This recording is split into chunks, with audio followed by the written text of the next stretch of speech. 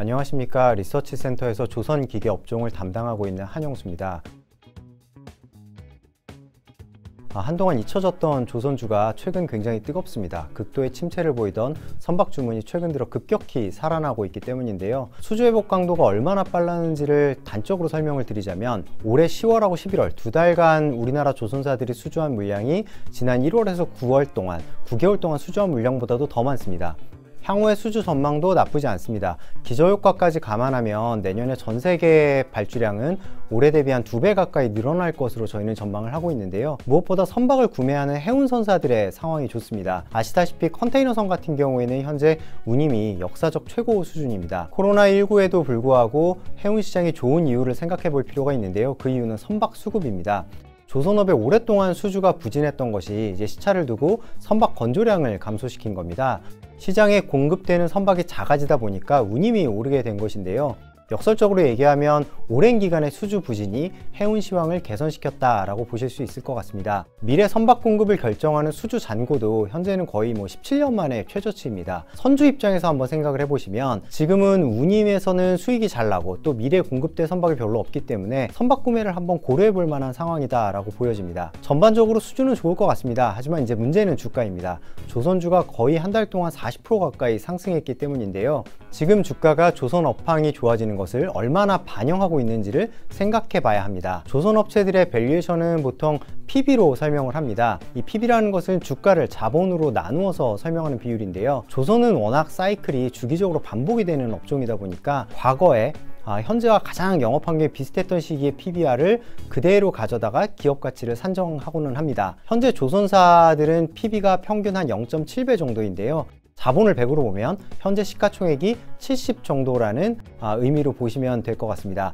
이게 어느 정도 수준이냐면 코로나19가 터지기 전인 2019년 평균하고 비슷한 수준입니다. 일단 조선업종 밸류에이션은 코로나19 직전까지 수준까지는 회복을 했다, 이렇게 해석을 하실 수가 있을 겁니다. 그럼 내년에 수주가 증가한다, 좋아진다는 가정하에서 어디까지 조선사들의 PB 배수를 인정해 줄 수 있을 것이냐가 문제가 될 텐데요. 과거를 돌아보면 내년 2021년과 상황이 아마 가장 비슷할 것으로 예상되는 것이 2017년의 사례일 겁니다. 2017년은 2016년의 모든 어려움을 딛고 조선 관련한 지표 대부분이 좋아지던 시기였는데요. 당시에 우리나라 조선업종 평균 거래 PB가 약 0.7배 정도입니다. 다만 이제 2017년에는 조선사들이 자금을 구하기가 어렵다 보니까 연말에 유상증자를 발표하면서 주가가 폭락을 했었는데요.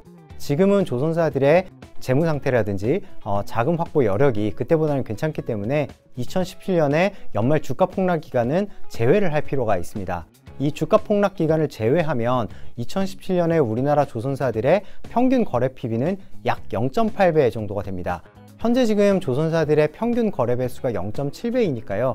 0.8배까지 계산을 해보면 업종 평균으로는 상승 여력이 한 10% 정도 남아있다고 보시면 될 것 같습니다. 물론 코스피 지수 자체가 크게 상승을 했기 때문에 조선주 밸류에이션을 더 줘야 된다고 생각하시는 분들도 계실 겁니다. 하지만 문제는 조선주가 지난 8년 동안 코스피보다 높게 프리미엄에 거래된 적이 없다는 것에 있는데요. 2017년에도 조선업종은 이제 코스피 대비 한 30% 할인을 받았기 때문에 현재 코스피 전체 PBR 1.1배에 30% 할인을 준다고 하면 또다시 적정 PB 배수라는 것이 0.8배가 됩니다. 물론 과거에 아주 먼 과거에는 조선사들이 시장보다 프리미엄을 받았던 적도 있습니다.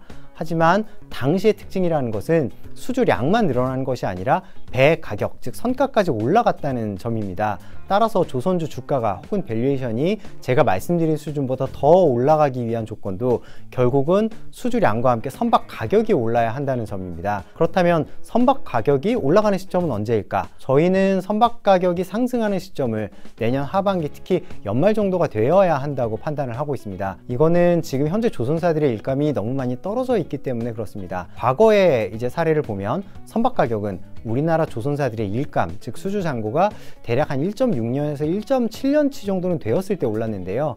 지금은 3분기 말 기준으로 우리나라 조선사들의 일감이 한 1.3년치에 불과하기 때문에 아마도 당분간은 우리나라 조선사를 포함한 대부분의 조선사들이 가격을 좀 낮추더라도 일감을 확보하기에 수주를 받으려고 할 겁니다. 그래서 선가 상승 좀 제약이 있을 것으로 보고 있고요. 결론적으로는 조선산업 전체 주가는 추가 랠리를 기대하기에는 당분간은 좀 한계가 있습니다. 새로 조선주를 사시려는 분들은 아마도 내년 하반기에 선가가 오르는 시점까지는 기다리셔야 할 수도 있을 것 같습니다. 그러면 조선주는 지금 당장은 아예 투자 대상이 없느냐?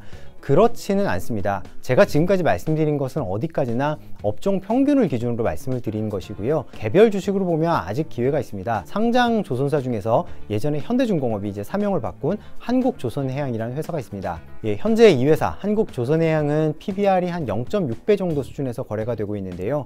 경쟁사들이 이미 0.8배에서 1배 수준의 거래가 되고 있다는 걸 감안하면 할인을 받고 있는 겁니다.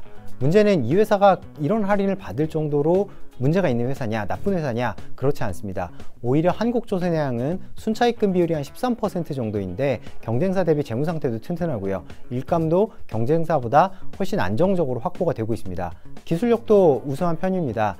엔진을 포함한 주요 기자재를 이제 직접 제작하는 회사다 보니까 현재 이야기되고 있는 환경 규제에 대한 대비도 가장 빠르게 할 수 있는 업체입니다. 이 회사가 결국 할인을 받게 된 가장 큰 이유는 올해 하반기에 그냥 수주가 좀 적었다라는 정도인데, 이거는 이 회사가 수주 경쟁력이 부족해서가 아니라 일감에서 남들보다 여유가 좀 있기 때문에 조금 덜 적극적이었기 때문에 그렇습니다. 오히려 긍정적으로 해석을 한다면 악성 수주를 받지 않은 것으로 볼 수 있기 때문에 할인 요인은 아니라고 판단이 됩니다. 그리고 또 이 회사도 이제는 일감이 연초 대비로는 감소한 만큼 앞으로는 적극적인 수주에 나설 것으로 예상이 되고요. 결국 시장이 우려했던 수주 모멘텀 부족은 해소될 것으로 보여집니다. 그래서 조선업종 전반적인 투자는 말씀드린 한국조선해양으로의 압축 투자가 필요한 시점이다. 이렇게 말씀드릴 수 있을 것 같습니다.